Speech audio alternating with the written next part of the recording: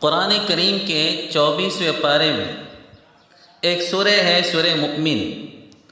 اس کی ابتدا ہوتی ہے حامیم سے، اور اس کی پہلی جو 3 آیتیں ہیں یہ بڑی فضیلت کے حامل ہیں، اور ان کے تعلق سے کتب تفاسیر میں ایک واقعہ بھی منقول ہے۔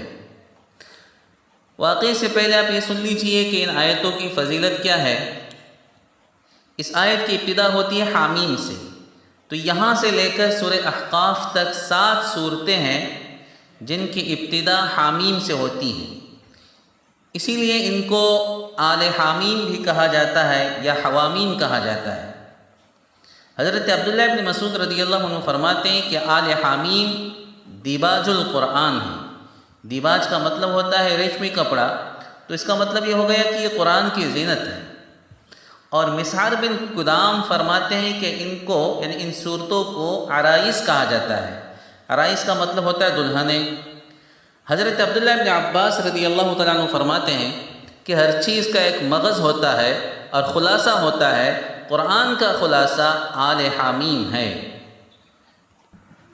مسند بزار میں حضرت ابو ہریرہ رضی اللہ تعالیٰ عنہ سے روایت ہے کہ رسول اللہ صلی اللہ علیہ وسلم نے ارشاد فرمایا کہ جو شخص شروع دن میں آیت الکرسی اور سورہ مؤمن کی پہلی 3 آیتیں حامیم سے لے کر الیہ المصیر تک، حامیم تنزیل الکتاب من اللہ العزیز العلیم غافر الذنب وقابل التوب شدید العقاب ذی الطول لا الہ الا ہو الیہ المصیر، یہ پڑھ لیں، وہ اس دن ہر برائی اور تکلیف سے محفوظ رہے گا۔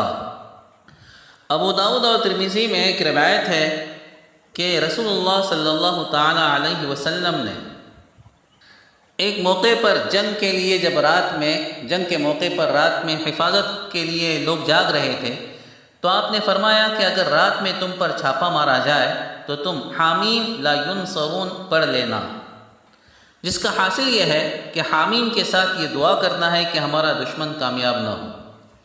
ان آیتوں کے تعلق سے ایک عجیب واقعہ کتب تفاسیر میں مذکور ہے۔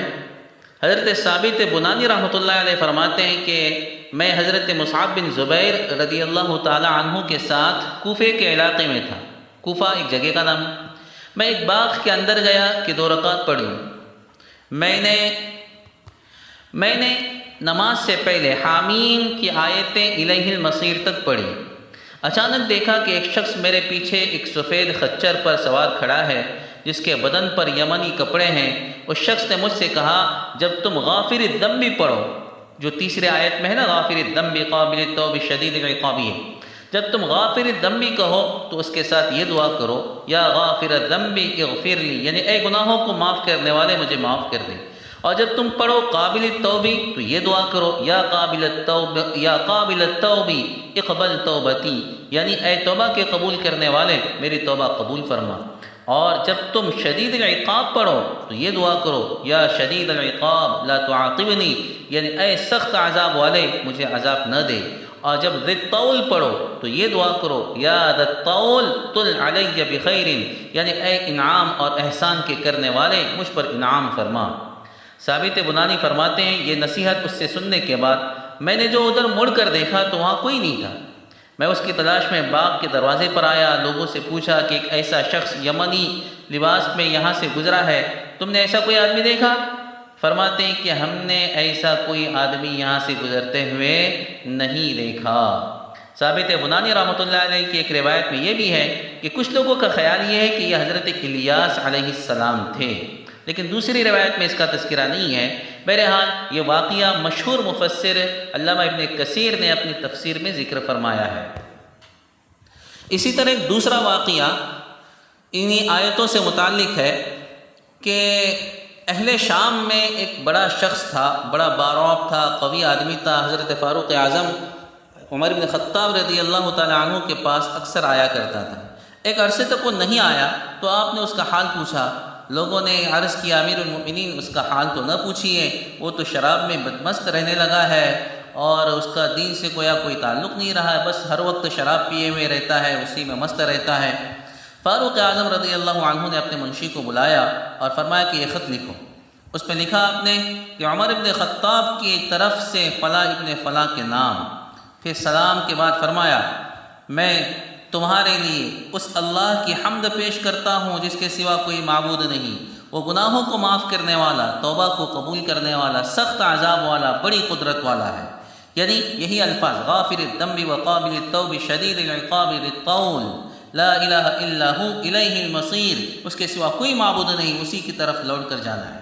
پھر آپ نے حاضرین مجلس سے فرمایا کہ سب مل کر اس کے لیے دعا کرو کہ اللہ تعالیٰ اس کے دل کو بدل دے اور اس کی توبہ قبول ہو جائے۔ فاروق اعظم نے جس قاصد کے ہاتھ یہ خط بھیجا تھا اس کو ہدایت کر دی تھی کہ یہ خط اس کو اس وقت تک نہ دینا جب تک کہ وہ نشے سے ہوش میں نہ آئے، اور کسی دوسرے کے حوالے نہ کرے، براہ راست اسی کو خط دے۔ جب اس کے پاس حضرت فاروق اعظم کا یہ خط پہنچا، اس نے پڑھا تو بار بار ان کلمات کو پڑھتا رہا اور غور کرتا رہا کہ غافر الذنب قابل التوب شدید العقاب ذی الطول، یہ بار بار پڑھتا رہا اور غور کرتا رہا کہ اس میں مجھے سزا سے ڈرایا بھی گیا ہے، معاف کرنے کا وعدہ بھی کیا گیا ہے۔ اور پھر رونے لگا، روتے روتے اس نے توبہ کی اور پھر شراب سے باز آ گیا۔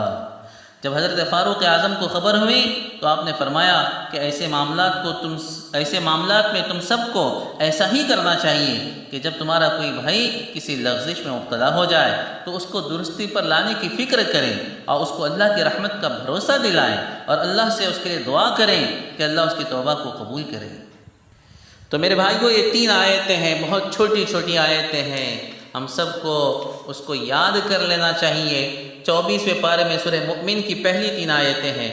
حامیم تنزیل الکتاب من اللہ العزیز العلیم غافر الذنب وقابل التوب شدید العقاب ذی الطول لا الہ الا ہو الیہ المصیر۔ کتنی چھوٹی سی آیتیں ہیں لیکن کتنی مفید اور کتنی ہی نفع بخش آیتیں ہیں۔ اللہ تعالیٰ عمل کی توفیق عطا فرمائے۔ وآخر دعوانا الحمد للہ رب العالمین۔